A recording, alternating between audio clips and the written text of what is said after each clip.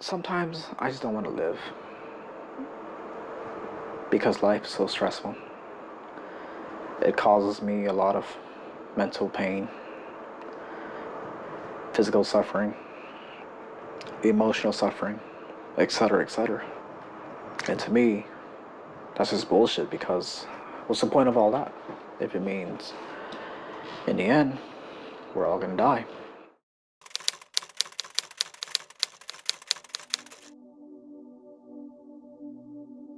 어차피 죽는데, 어차피 다 사라질 텐데 굳이 힘든 것들을 이겨내면서 삶을 살아낼 필요가 있을까? 일찌감치 죽어서 편해지지 않고 굳이 살아가야 할 이유가 있을까? 사람마다 그 사람이 처한 상황마다 다르지만 대개 삶이란 행복보다 고통과 권태가 더 많은 비중을 차지하고 있다. 오죽하면 종교나 철학에서 인생은 고통이다란 말을 하겠는가? 고통과 권태로 가득 찬 삶보다는 영원한 잠과 다를 바 없는 죽음이 오히려 더 평안해 보인다. 그리고 평안과 행복을 동일시하는 이들에겐 오히려 삶보다 죽음이 더 행복한 길로 보이기도 한다. 행복을 최고의 가치로 여기는 이 시대에 죽음이 고통 속에 잠긴 이들을 유혹하는 것은 어찌 보면 자연스러운 일이다. 자식에게 세상이라는 고통을 선물하지 않는 것이 정의라 생각하는 반출생주의라는 사상도 있다. 이렇게 삶 자체의 의미에 대해 현대인들에게 익숙한 이성적인 논리로 접근하다 보면 보통은 삶을 굳이 유지할 의미가 없다는 결론에 다다르기 마련이다. 그리고 삶이 무의미하다고 생각하는 이들 중엔 실존적 공허라는 상태에 빠진 사람들이 있다.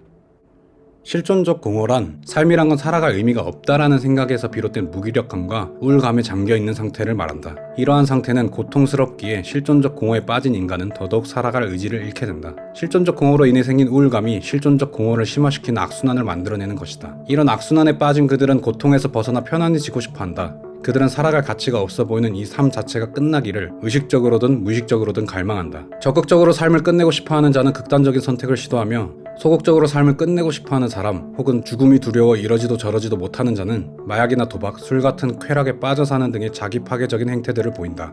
또한 그들 중엔 자신은 물론 세상을 혐오하는 자들도 있다. 그들은 타인과 사회를 비난하는 것에 탐닉하고 타인과 사회가 몰락하는 것을 기뻐하거나 더 극단적인 경우엔 타인과 사회를 해치는 범죄나 테러를 저지르는 자들도 있다. 정리하면 실존적 공허에 빠진 인간은 자기 혐오나 염세주의에 빠지기 쉽다는 것이다. 모든 문제의 기저에 실존적 공허가 있는 것은 아니지만 실존적 공허가 만연해진다면 자기 혐오와 염세주의에 빠진 인간들에 의해 크고 작은 여러 문제들이 야기될 것이다. 그렇다면 실존적 공허에 빠지지 않으려면 어떻게 해야 할까? 삶의 의미를 상실한 상태가 실존적 공허이니 삶의 의미를 되찾으면 되지 않을까? 그렇다면 일단 삶의 의미란 정확히 무엇일까? 서울대 심리학과에서 2012년에 발표한 논문에 따르면 삶의 의미에서 의미라는 단어엔 총 3가지 뜻이 담겨 있다. 첫째는 의도이다. 의도란 어떤 행동을 하는 이유, 목적을 말한다. 둘째는 중요성, 중요하다고 생각하는 것을 말한다.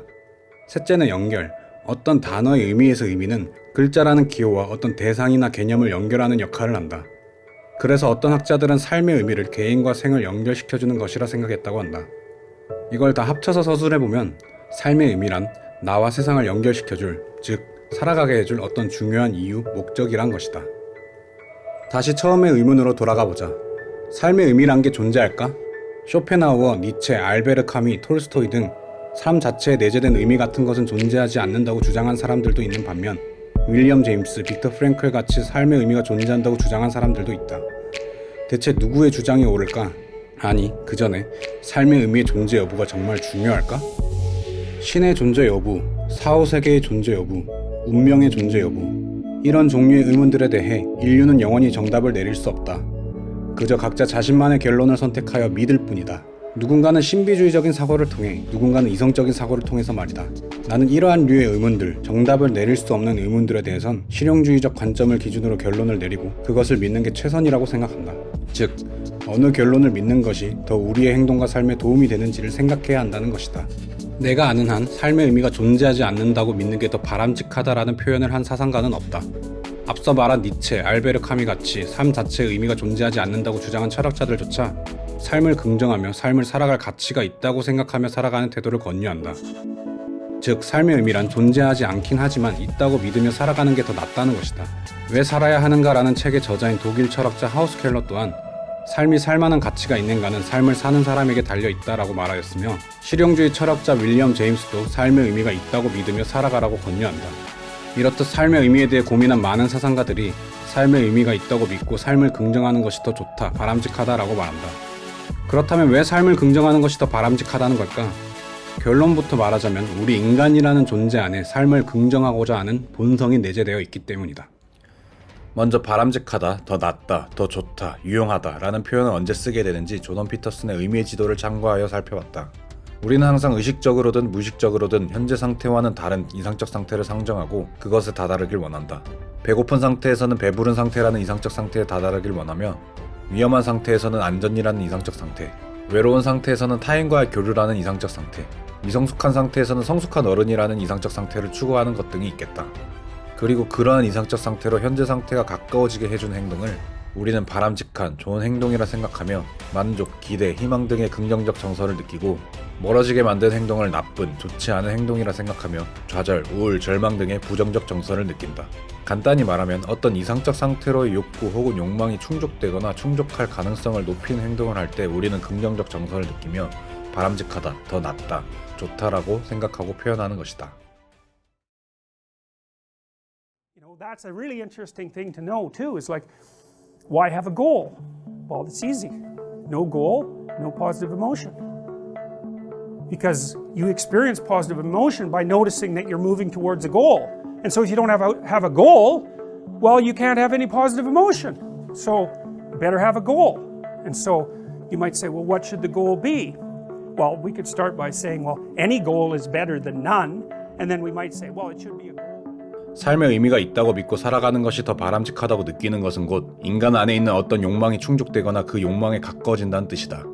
그렇다면 그 어떤 욕망이란 삶의 의미를 추구하고자 하는 욕망일 것이다. 그 의미를 추구하고자 하는 욕망을 사랑의 기술, 소유냐 존재냐의 저자로 유명한 사회심리학자 에리 프롬은 실존적 욕망이라 불렀으며 죽음의 수용소에서를 쓴 저자로 유명한 정신과 의사이자 철학자인 빅터 프랭클은 의미의 의지 혹은 의미지향성이라고 불렀다.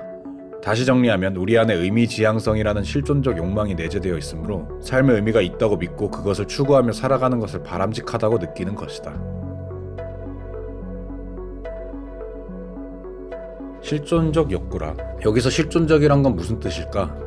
학자마다 실존에 대한 정의가 조금씩 다르다고 하고 그 내용도 심오하여 아직 정확히 이해를 못했지만 지금은 동물은 가지고 있지 않고 오직 인간만이 고유하게 가지고 있느니라 이해해도 무방할 것이다. 이해를 돕기 위해 우리가 가진 실존적 요소들의 예를 들어보자면 양심, 도덕, 유머, 삶의 방식 같은 것들이 있다. 이러한 것들은 동물들은 가지고 있지 않은 인간만이 가진 고유한 요소들이다. 즉 실존적 욕망이란 인간만이 가진 고유한 욕망이다. 유전자를 보존하여 후대에 전하는 것을 목적으로 하는 동물적 본능과는 다른 범주의 본능, 삶의 의미를 추구하고자 하는 실존적 본능이란 것이 우리 안에 심어져 있다는 것이다. 다시 정리하자면 우리 안에 의미지향성이라는 실존적 욕망이 심어져 있기에 의미라는 것이 존재한다고 믿고 추구하는 것이 더 바람직하다는 것이며 그러한 의미를 추구하지 않을 때 우리는 실존적 공허에 빠진다는 것이다.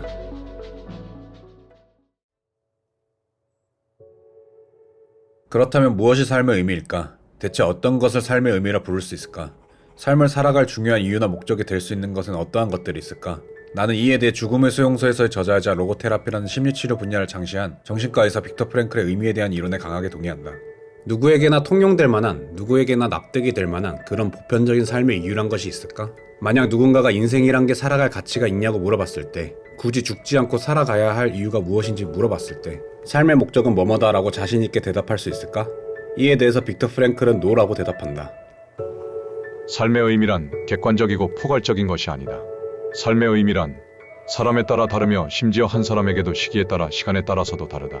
인간은 자신의 고유한 삶의 의미를 매 순간 주어진 상황에서 찾아내야 한다.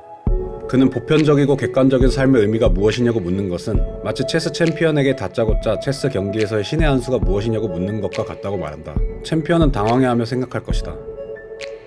체스 경기에서 최고의 수란 하나로 정해져 있는 것이 아니다. 매 경기, 매 순간, 매 상황마다 달라지며 선수가 누구냐에도 따라 달라지는 것이다. 신의 한 수란 뭐뭐다라고 한마디로 정할 수 없는 것이다. 즉, 삶의 의미란 개인적이고 주관적이고 구체적인 자신만의 어떤 고유한 것이기에 누군가가 삶의 의미가 무엇이냐고 묻는다면 난 모른다. 당신의 삶의 의미는 당신만이 찾아낼 수 있기에 당신 스스로 찾아내야 한다라고 대답해야 한다. 그렇다면 우리는 우리 각자의 삶의 의미를 어떻게 찾아낼 수 있을까? 어떤 유용한 방법이 없을까? 체스 챔피언이 우리에게 신의 한 수를 알려줄 순 없겠지만 신의 한 수가 어떤 특징 혹은 성질을 지니고 있는지는 대답할 수 있을 것이다. 예를 들면 신의 한 수란 단 한 번 말을 옮겨서 역전하거나 승리를 결정짓는 수이다 라는 식으로 말이다.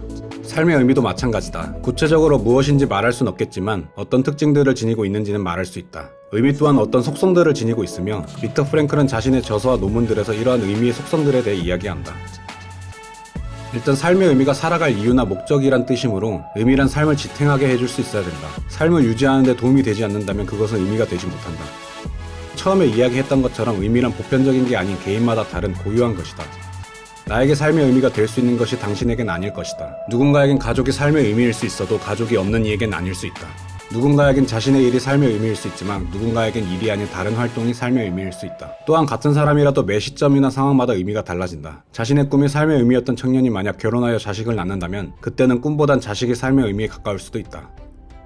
자신의 내면에 있는 것은 의미가 될 수 없다. 행복, 희망, 자아실현, 기쁨, 쾌락 같은 것은 의미가 될 수 없다는 말이다. 이러한 것들은 상황에 따라 쉽게 사라진다. 도저히 행복을 느낄 수 없는 고통스러운 상황일 때 행복이 의미가 될 수 있겠는가? 쉽게 휘발되는 것들은 삶을 지탱해주는 의미로서의 역할을 하지 못한다. 예를 들어 아우슈비츠 수용소의 한 수감자는 특정한 날짜에 전쟁이 끝날 것이라는 꿈을 꾸고 그날만 기다리면서 그 희망을 살아갈 이유로 생각했다. 하지만 그 날짜가 지나도 전쟁이 끝나지 않자 수감자에게서 그 희망이 사라져버렸는데 희망을 잃어버린 수감자는 시름시름 앓다가 결국 죽고 말았다. 반면에 빅터 프랭클 박사는 희망을 의미로 삼는 대신 자신 앞에 누워있는 환자들을 자신이 살아남아야 할 이유라고 생각했다. 굶주림과 질병과 폭력으로 인한 고통 때문에 절망하고 삶을 포기하고 싶을 때도 자신 앞에 있는 환자들을 돌보는 데 집중하는 것으로 그 긴 고통을 버텨냈다. 그는 자신 내면에 있는 것이 아닌 바깥, 즉 세상에 있는 환자들이 자신의 의미임을 발견한 것이다. 삶의 의미의 대표적 예인 가족도 내면이 아닌 바깥에 있는 것이다. 또 다른 예인 소명도 내면이 아닌 바깥에 있는 것이다. 이처럼 삶의 의미란 우리 안에 있는 것이 아닌 우리 바깥에 있는 자기 초월성을 띠고 있다. 앞서 말했듯 의미란 우리 바깥에 있는 것이기에 자신이 만들거나 누가 만들어주는 것이 아니라 발견하는 것이다. 희망 같은 것을 의미로 삼는 것은 의미를 스스로 만드는 것이다. 반면에 눈앞에 놓인 환자를 의미라 깨닫는 것은 의미를 만드는 게 아니라 발견하는 것이다. 이처럼 의미란 스스로 찾아내야만 하는 것이지 생각만으로 만들어내는 것이 아니다. 의미란 발견해야 하는 것이기 때문에 내 마음대로 결정할 수 없다. 빅터 프랭클은 이렇게 말한다. 인간이 삶으로부터 뭔가를 기대하는 것이 아니라 삶이 인간에게 기대하는 것이다. 인간은 내 삶의 의미가 무엇인지 물어서는 안 되며 자신이 시험 중에 있다는 사실을 깨달아야 한다. 질문의 주체는 내가 아니라 세상이다. 의미란 세상 혹은 삶 혹은 신이라 불리는 어떤 초월적인 존재로부터의 소명이다. 내가 신께 의미를 달라고 기도하는 게 아니라 신이 내게 의미를 발견하길 기도하고 있는 것이다.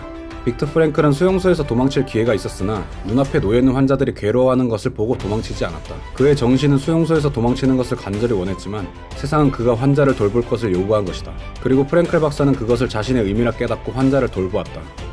프랭클 박사의 책들을 읽다 보면 세상이 우리가 의미를 발견하도록 기대하는 것을 넘어 마치 유도하는 것처럼 보이기도 한다. 마치 지형을 조금씩 바꿔 강물의 흐름을 인간에게 유용하게 흐르도록 유도하듯 소설 연금술사에서 신이 주인공 산티아고에게 신의 표지들을 보여줌으로써 그를 피라미드라는 자아의 신화로 유도하듯 세상이 계속 우리 앞에 단서를 제공하며 우리를 의미로 유도하고 있는 것이다. 어떤 이에겐 책을 쓰는 것이, 어떤 이에겐 타인을 돕는 것이, 어떤 이에겐 춤이나 노래로 타인에게 감정을 전달하는 것이, 어떤 이에겐 타인에게 웃음을 선물하는 것이, 어떤 이에겐 연인을 사랑하고 자식을 올바르게 키우는 것이, 어떤 이에겐 인류를 화성으로 우주로 이끌어 인류를 진화시키는 것이 자신의 소명이라 여긴다. 이처럼 삶의 의미란 세상이 내게 부여하는 퀘스트이자 미션이다. 앞서 말한 내용들을 종합하여 정리하면 다음과 같다. 삶의 의미란 삶이 세상에 숨겨두고 우리가 발견하길 기대하는 혹은 유도하는 오직 나만이 수행 가능한 어떤 책임 혹은 임무 혹은 사명이다. 그렇다면 의미를 잘 발견할 수 있는 방법이 있을까? 프랭클 박사는 의미를 찾게 도와준 나침반으로서 양심을 언급한다. 자신 안에 있는 양심을 따라가다 보면 그곳에 의미가 있을 확률이 높다는 것이다. 다만 나침반이 고장날 수 있듯 양심은 왜곡될 수 있으므로 주의해야 한다. 해리 프롬은 양심은 인격에서 비롯된 것이기에 인격이 왜곡되지 않도록 해야 한다고 했는데 의미를 잘 찾기 위해서는 인격 수양 또한 필요함을 그를 통해 알 수 있다. 또한 프랭클 박사는 우리가 세 가지 가치를 추구할 때 자신의 의미를 발견할 가능성이 높아진다고 한다. 첫 번째는 창조적 가치다. 창조적 가치는 우리가 지혜를 발휘하여 세상에 무언가 제공하는 행위를 말한다. 대표적인 것이 우리의 직업이다. 무언가를 고치는 것, 무언가를 만드는 것, 어떤 일을 해내는 것. 그런 것들을 하다 보면 의미를 찾아내거나 혹은 그런 것들 중에 우리의 의미가 있을 수 있다는 것이다. 두 번째는 경험적 가치다. 경험적 가치는 세상으로부터 얻는 경험을 말한다. 가장 대표적인 예로 사랑이 있겠다. 부모 자식 간의 사랑, 연인 간의 사랑, 동료 간의 사랑 등 말이다. 또한 문화생활이나 여행, 운동도 경험적 가치에 해당한다. 창조적 가치의 대표적 예가 지혜이고 경험적 가치의 대표적 예가 사랑이라 난 생각한다. 이 지혜와 사랑이란 것은 동서양에 걸쳐 여러 종교와 철학에서 인간이 추구해야 할 최고의 가치로 언급되는데 이러한 지혜와 사랑도 결국 의미에 해당될 수 있으므로 지혜와 사랑을 추구하는 것은 곧 의미를 추구하는 것이라 생각해도 무방할 것이다. 세 번째는 태도적 가치다. 프랭클 박사가 의미를 발견하는 데 있어서 가장 중요한 가치라고 말한다. 어찌 보면 스토아 학파의 정신과도 유사한데 그 어떤 고통 속에 있더라도 자신의 의미, 세상이 내게 부여하는 임무 혹은 책임을 발견하려고 하는 자세를 말한다. 니체의 초인이나 알베르 카미에 반항하는 인간도 이러한 태도적 가치를 포함하는 개념이라 생각한다. 프랭클 박사가 쓴 죽음의 수용소에서의 담긴 핵심적인 메시지도 이 태도적 가치에 해당한다. 이러한 태도적 가치를 지닐 때 우리는 고통을 견뎌내고 삶의 의미를 발견할 수 있다는 것이다. 앞서 말한 방법들만으론 의미를 찾기 힘들다. 의미를 추구하기 위한 수단으로서 힘이라 불리는 범주에 해당한 요소들이 필요하다. 힘에는 돈, 권력, 명예, 건강 등이 있다.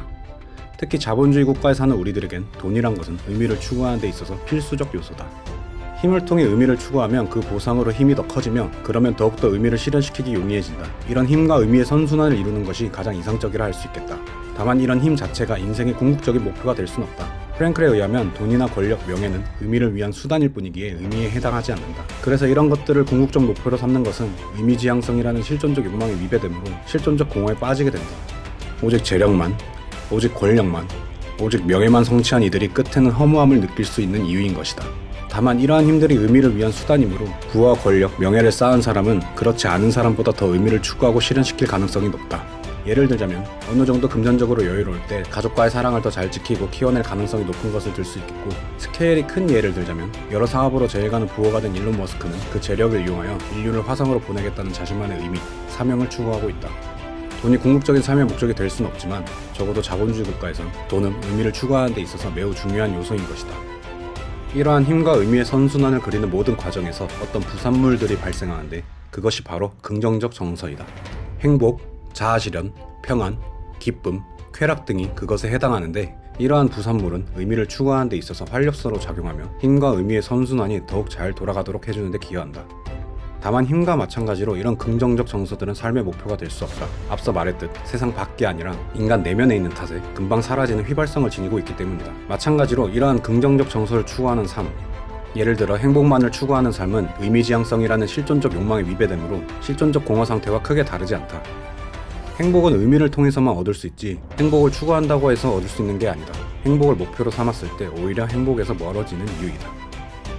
이러한 의미를 추구하는 삶은 곧 세상이 부여하는 책임을 짊어지는 삶이다. 그리고 책임은 무거운 것이므로 그러한 삶은 겉보기에 고통스럽고 권태롭고 편안하지 않아 보인다. 괴로운 것을 원하지 않거나 극복하길 귀찮아하는 많은 이들이 의미를 추구하는 것을 피하며 그런 이들은 자신도 모르는 사이 실존적 공허 상태에 빠지게 된다.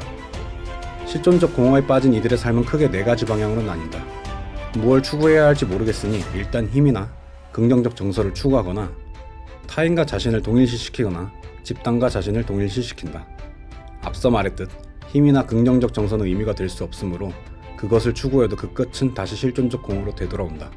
타인과 자신을 동일시하여 타인의 삶을 따라하는 이들도 결국 실존적 공허로 되돌아가는데 그 이유는 앞서 말했듯 삶의 의미란 자신만의 고유한 것이지 남이 결정해주는 게 아니기 때문이다. 집단과 자신을 동일시하여 집단의 의미를 추구하는 자도 마찬가지다. 물론 타인의 의미나 집단의 의미가 운 좋게도 자신의 의미와 일치하는 천운이 따라줄 수도 있겠으나 그것은 소가 뒷걸음치다가 쥐를 잡은 것과 마찬가지이지 결코 바람직한 방법으로 의미를 찾은 것이 아니다. Because there's an idea in Christianity that you should pick up your goddamn cross and like walk up the hill. And that's dramatically, that's correct. That's the right answer. It's like you've got a heavy load of suffering to bear and a fair bit of it's going to be unjust. So what are you going to do about it? Accept it voluntarily and try to transform as a consequence. That's the right answer. It's the right answer.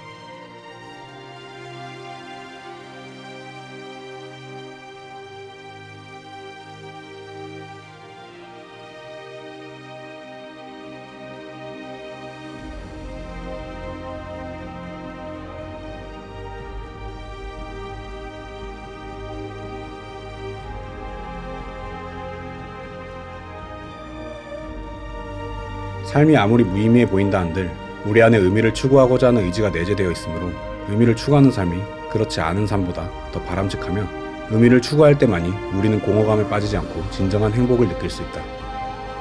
굳이 죽지 않고 살아가야 할 이유란 삶이 살아갈 만한 가치가 있다고 알려주는 의미란 누가 정의 내려줄 수 있는 것이 아니라 오직 스스로 찾아내야 하는 것이다. 힘을 모으고 양심과 관심을 쫓아 지혜와 사랑, 태도적 가치를 통해 의미를 탐색하고 실현시키는 과정, 그리고 그 과정을 통해 생성되는 긍정적 정서를 느끼는 이 모든 선순환, 그 자체가 건강한 삶이며 무의미해 보이는 삶과 이 세상을 의미 있게 살 수 있는 길이라고 나는 믿는다.